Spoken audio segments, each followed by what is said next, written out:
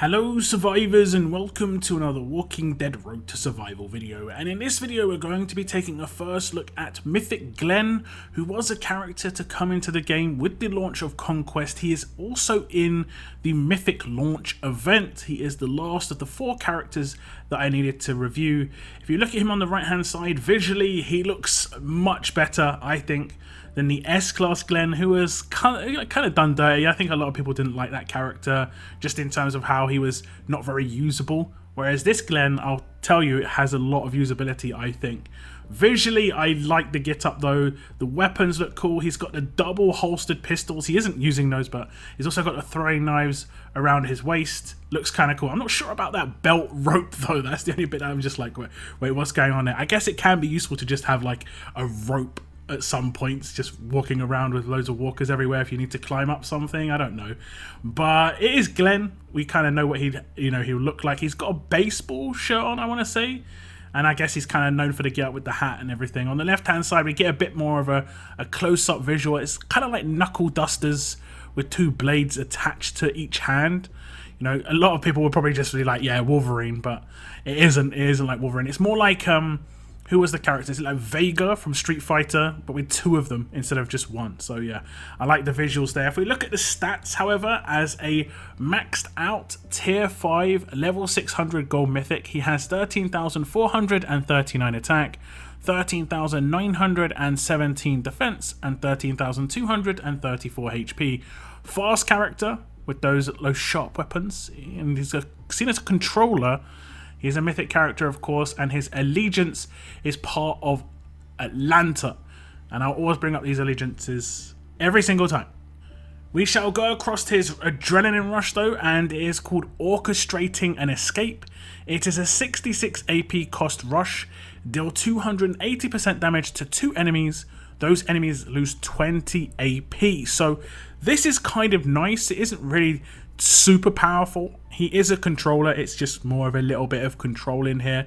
He is going to do quite a bit of damage though. It reminds me a little bit of 6-star Michelle, who used to hit 2. She used to stun those characters, but obviously Glenn will do the AP down. And the big bonus here is the attack will come in, the characters will gain AP based on the damage that he does, and then those enemies will lose 20 AP. So if they get their rush because of his damage, they'll then lose AP afterwards.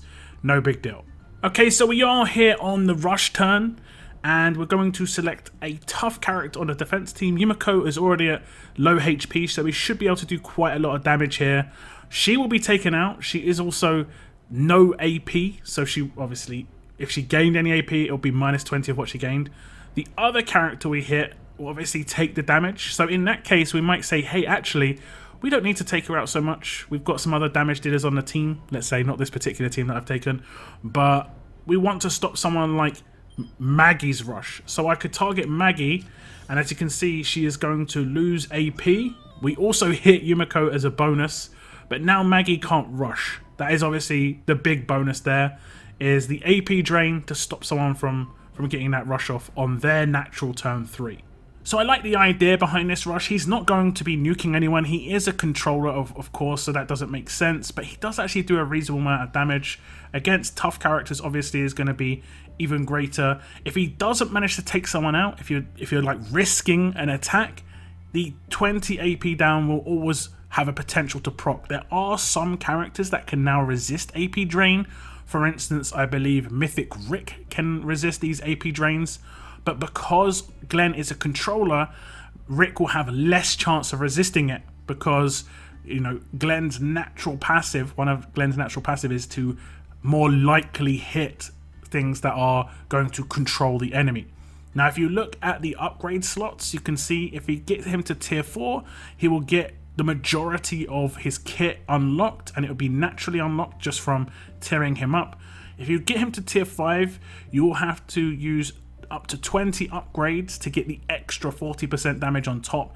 So if you were to try and utilize a bit more heavier damage that he can get, you would have to get that 2nd gold mythic and upgrade Glenn 20 times.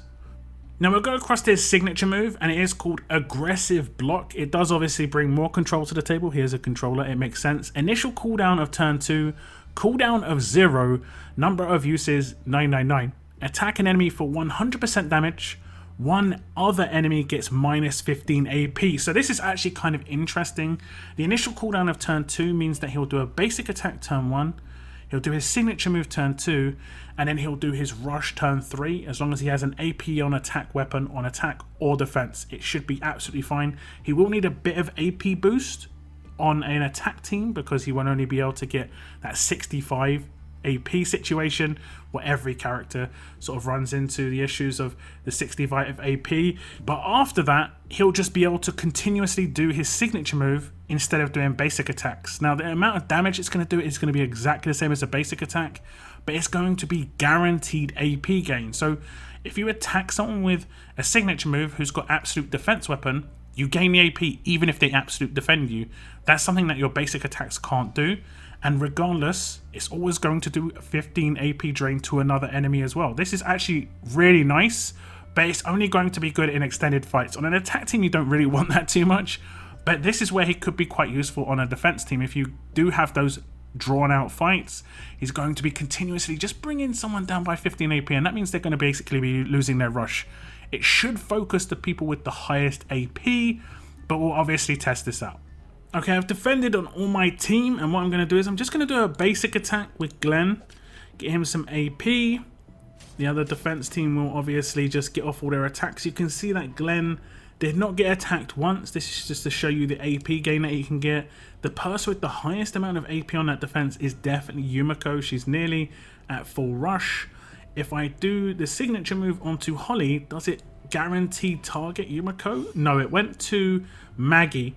And as you can see, Glenn does not have a rush. And this is because he only has huge AP on attack, no 8% weapon on the team. So that first rush, it will be required. If I just hit defend on everybody once more, we'll probably have Pete get taken out. We do indeed. But right now you can see I can do Glenn's signature move straight away. And it's going to be like that for the rest of the fight. I can just use it every single attack. And then obviously, let's say I attack Yumiko here. One of the other characters, you saw Holly's AP just get drained a little bit. And this is how it's going to be on a defense team constantly with every quote-unquote basic attack from here on. Whenever he would normally do a basic attack, he would just do his signature move. Whenever he has his rush up, he would obviously prioritize his rush over the signature move. But it wouldn't matter too much which one he did, whether it was be his signature move or his rush. Both would drain AP, both would do a little bit of damage. Obviously, the rush is a little bit nicer, so when it is up, it is obviously better to use it the majority of the time. If we look at the cooldowns, you can see that you have to get him to a tier 5. That means getting him 2 gold mythics to get it to that cooldown of 0 turns. Otherwise, it will be every other turn you can use it. So you would have to get a second one to utilize that 0 cooldown potential. Now, he is in the launch event, and he was also announced to be in the war depot, so there is potential to pick up 2 of this character from 2 of the launch areas of the game effectively. But I would generally say that you only need to really get him to tier 5 on a defense team. If you want to just utilize his rush, you only need to utilize his rush on an attack team for the control factor. Obviously, the higher tier you get him though, the more damage he can potentially do. And that's always useful on attack. Now we'll check out Glenn's mythic abilities, and this is where it gets extremely interesting. His first one is precision because he is a controller. Enemy resistances are 20% lower against this character, and that means any of the characters that do have AP drain resistance will have 20% less chance to actually resist it. He himself has AP drain resistance as one of his mythic abilities. The passive 20% AP drain resistance is extremely unique. This would normally stack with mods, but you cannot get AP drain resistance mods just yet. I doubt that's ever going to really happen. Take advantage is the next one. Whenever this character performs an action that includes an AP drain effect, 50% chance this character gains 12 AP. This is interesting. That means on his second turn, he has a 50% chance to gain 12 AP, where he would normally need AP to rush naturally turn 3 on attack or defense. And I think that's enough to make the difference. So that is actually pretty good. 50% of the time, he'll be fine. The last one is the one that really got my attention, however. When making a critical hit, one teammate gets 20 AP.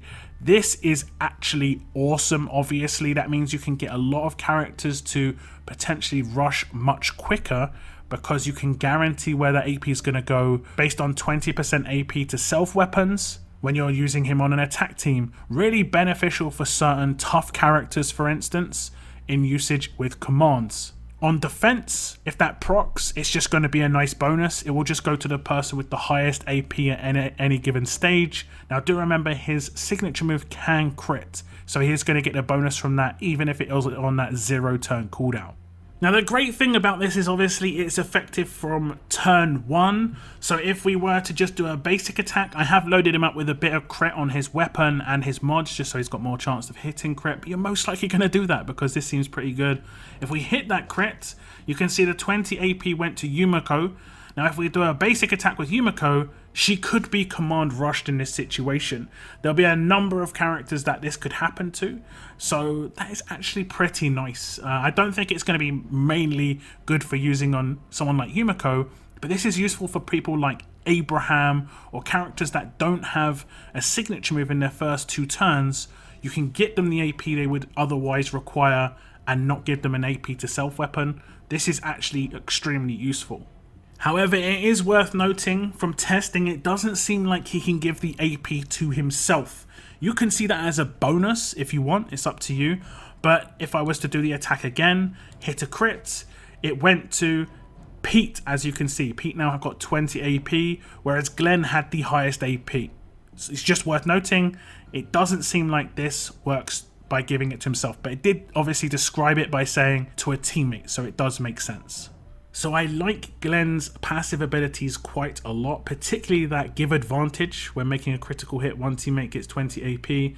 I didn't show you how take advantage works with the 50% chance that he gets 12 AP with an AP drain effect, but I'm guessing you kind of understand how that would work. If he had no AP on attack on his weapon, he would obviously be able to get 59 AP on a defense team in the first 2 turns by doing a basic attack and a signature move. And if he got that bonus 12, he would go up to the 71. Obviously his rush being 66 means he would be able to get that rush 50% of the time with a stat weapon.